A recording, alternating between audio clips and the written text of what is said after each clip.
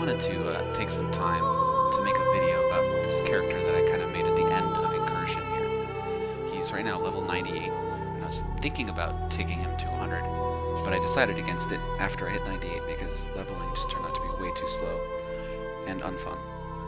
Anyway, I started this guy after I finished in the Flashback League. Decided to come back to Incursion because I just had a bunch of money and I wanted to find an interesting build that would kind of make use of all this extra currency that I had sitting around. The premise of this Arc Totem Hierophant is to leverage the curse immunity from its Serious Reflection, which is like maybe 100x right now in Incursion, and then use that curse immunity so I can kind of use the Soul Mantle chest and Coward's Legacy belt without any penalty. Soul Mantle puts a random curse on you every time one of your totem dies, which is all the time, and Coward's Legacy permanently curses you with vulnerability, but the upside of it is that it gives you low life status all the time, so you can benefit from pain attunement. And to complement all this self-cursing, I'm using this self-flagellation jewel, which gives 10% increased damage for each curse that you're affected by. And I think the average amount of curses I have on me at any given time is about 8. You can probably tell by the video in the background if that's true or not. For the rings, I use Mark of the Shaper, which gives a bunch of flat lightning damage to spells, and it also gives a bunch of extra spell damage if your other ring is an Elder item. My other ring is an Essence Worm, which I managed to chance from an Elder unset ring, so I get the benefit of Mark of the Shaper with Essence Ring, which is a great benefit. Essence Worm also, of course, prevents Wrath from reserving any mana, and we're using the Clear Mind Jewel to get an extra damage bonus there. And with Mind Over Mana, having no mana reserved gives you a bunch of survivability as well. Overall, I'd say the build was very successful. Mapping as a totem character does leave a bit to be desired.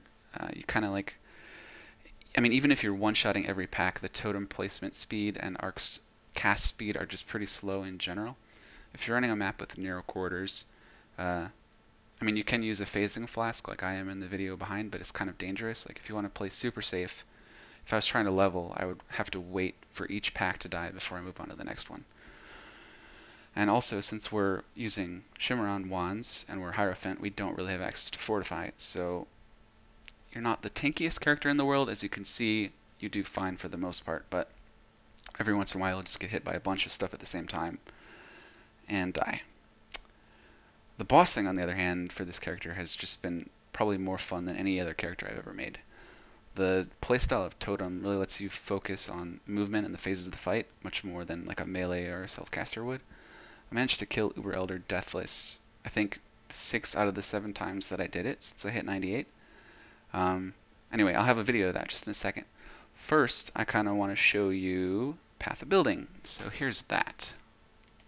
So here we are in Path of Building for a quick overview of the character.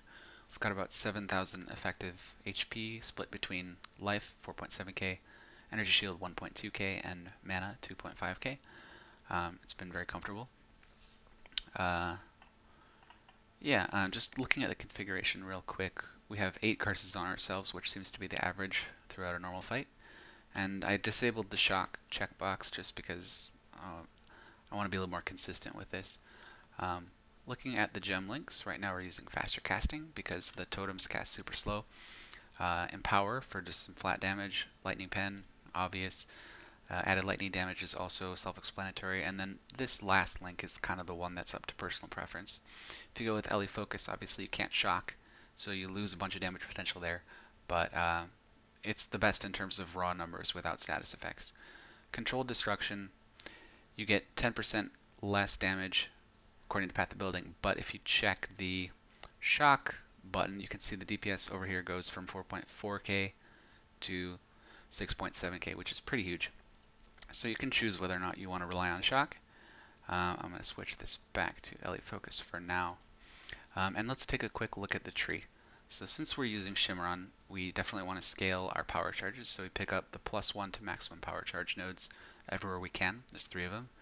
And then due to the wide spread of the tree, we can't really get anywhere near the Scion Life Wheel down here or this totem cluster. Sorry, I'm covering it up.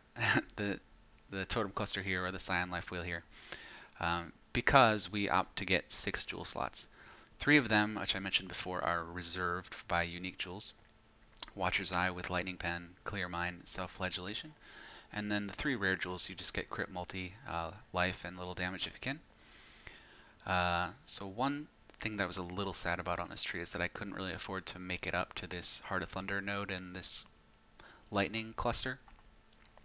The damage pen would definitely be good. We already have a ton, so it's not essential, but we just couldn't afford it. And if you look at Path of Building, it says, well, that's only 2.5% damage per point, and a lot of these other nodes are a lot more valuable. This one here is 2.9, which is spell damage per power charge, and then like the crit multi nodes are just way more valuable. Like if you look at that one, that's 5.8. So I decided not to go with the lightning pen node at the top. But other than that, I think it's time to show you the Uber Elder video. So here we are, and enjoy.